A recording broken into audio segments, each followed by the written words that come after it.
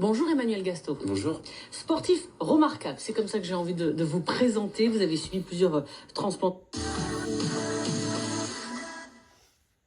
Bonjour Emmanuel Gasto. Bonjour. Sportif remarquable, c'est comme ça que j'ai envie de vous présenter. Par Strasbourg, bonne volonté des Azuréens. Et puis la Roca Team ne décrochera pas une deuxième Coupe de France d'affilée, élimination surprise en demi-finale par Strasbourg. Bonjour Emmanuel Gasto. Bonjour.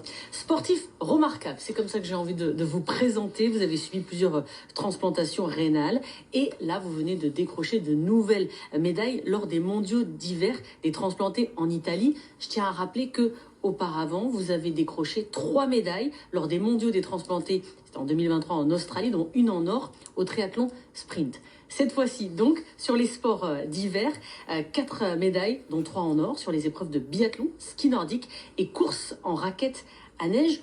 On ne vous arrête plus. C'est essentiellement l'envie et la passion. Alors, au-delà de ces victoires, qu'est-ce que surtout ça montre? Est-ce que c'est une détermination sans faille, beaucoup de travail, une très grande motivation, un peu de tout ça? Alors un peu de tout ça, mais ça montre surtout que je suis un survivant comme beaucoup de mes compatriotes et de mes collègues internationaux transplantés. Et on est en vie parce qu'on a eu la chance de recevoir un don d'organes. Donc à travers ces compétitions, c'est essentiellement ça aussi qu'on veut montrer au monde, à mes compatriotes français aussi. C'est que le don d'organes sauve des vies. Il y a plus de 1000 personnes qui décèdent malheureusement chaque année faute de greffons disponibles. Et donc l'objectif, il est là aussi, c'est que de montrer à travers le sport, à travers ces compétitions, que la transplantation, ça fonctionne, ça marche très bien. Et on en est un peu la preuve vivante. Oui, alors on le comprend bien là avec votre première réponse qui est très, très humble, puisque vous ne parlez pas de votre propre performance, mais du message que vous souhaitez faire passer, ainsi que tous les athlètes qui participent à ces mondiaux. Tout de même, quand vous avez franchi la ligne d'arrivée, les lignes d'arrivée, premier, qu'avez-vous ressenti? À qui avez-vous pensé? Alors évidemment, il y a une certaine fierté parce qu'il y a quand même de l'entraînement derrière, hein, on va pas se le cacher. On n'est pas non plus des sportifs élites, hein, on reste tous des amateurs. Et puis évidemment, on pense à tous ceux qui nous ont soutenus, on pense à nos soignants. Et puis on pense finalement aussi à ces héros qui ont décidé à un moment donné que s'il leur arrivait quelque chose de grave, un décès, ils ont fait le choix ils leur ont parlé à leur famille de faire un don d'organes. Et ce don, dans le mot don d'organes, il y a le mot don, donc c'est vraiment un cadeau de vie que nous on reçoit et qui nous permet de revivre. Donc vous avez conscience qu'aujourd'hui vous êtes un exemple inspirant aussi. Alors vous faites passer ce message, et puis pour les jeunes ou les moins jeunes qui seraient dans des situations un petit peu difficiles à l'hôpital en attente justement d'un don, ils ont besoin de pouvoir rêver à un avenir meilleur, et vous pouvez représenter cela. Vous en avez conscience? C'est une certaine responsabilité que vous endossez? Alors, en tout cas, si on peut donner un petit peu d'espoir à toutes ces personnes qui sont en attente d'une transplantation... Vous en donnez de l'espoir? J'espère, j'espère, et c'est aussi un peu le but, au-delà en effet de montrer au grand public de l'importance de ce don d'organes. En effet, il faut dire aux patients qui sont en attente, ça peut arriver, ça arrivera un jour. On ne sait pas quand, mais voilà, ça arrivera. Et nous, on est là pour leur montrer qu'après la transplantation, il y a aussi une vie. Alors certes, c'est pas un long fleuve tranquille, parce qu'il y a un traitement, il y a beaucoup de suivi médical, mais en tout cas, on peut vivre quasi normalement. Oui, parce que là, on vous voit aujourd'hui en pleine forme, ramenant toutes ces médailles, mais on va rappeler un peu votre parcours de vie. Vous avez subi une dialyse et 2 transplantations rénales.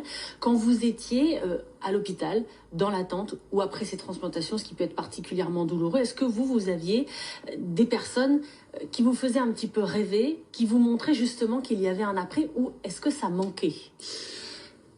C'est pour ça qu'en 2010, j'ai créé une petite association qui s'appelle Montagne d'Espoir. Il y a d'autres associations nationales comme Transform aussi qui sont là pour justement montrer à tous ces patients en attente, c'est le monde associatif, qu'il y a une vie après la transplantation.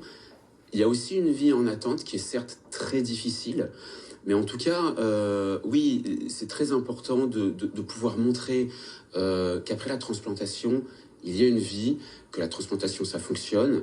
Et du coup, voilà, le message, c'est toujours le même, de dire aux gens, ben, regardez, il y a des personnes malades qui sont en attente. Malheureusement, je le répète, chaque jour, il y a des personnes qui décèdent parce qu'ils n'ont pas eu la chance d'avoir un organe. Mais plus la population se positionnera, plus les gens en parleront à leurs proches sur leur choix de oui ou non, je pourrais donner mes organes à mon décès, moins il y aura d'attente et plus il y aura de transplantations et de greffes qui fonctionneront. Alors, justement, que pourriez-vous dire aux personnes qui nous écoutent sur le processus qui permet de réaliser un don d'organes, puisqu'il faut le faire savoir à ses proches? Alors aujourd'hui, la loi, très clairement, elle dit qu'on est tous donneurs, mais il y a quelque chose, tous donneurs potentiels. Donc, le jour du décès, que va faire le corps médical? Il va déjà regarder dans un registre national qu'on appelle registre national des refus. Donc aujourd'hui, si notre position est clairement de dire non, on peut aller sur Internet, sur ce registre national et inscrire son nom. Le corps médical regardera ce registre et les choses seront claires. Par contre, s'il n'est pas enregistré dans ce registre-là et il va essayer de chercher s'il a émis un refus. Et donc, le corps médical va demander à la famille s'il y avait une expression de don d'organes ou pas. Et c'est pour ça que c'est très important. Parce que dans un moment aussi douloureux, ça se passe souvent, c'est souvent des accidents, donc c'est des décès souvent qui sont... c'est une mort brutale. Eh bien, dans le choc, la famille, si elle n'est pas forcément au courant du choix, va peut-être tendance à voir... à reculer ou à avoir les idées un petit peu compliquées. Donc c'est ça qui est très important, c'est d'en parler à ses proches, à ses amis, à sa famille.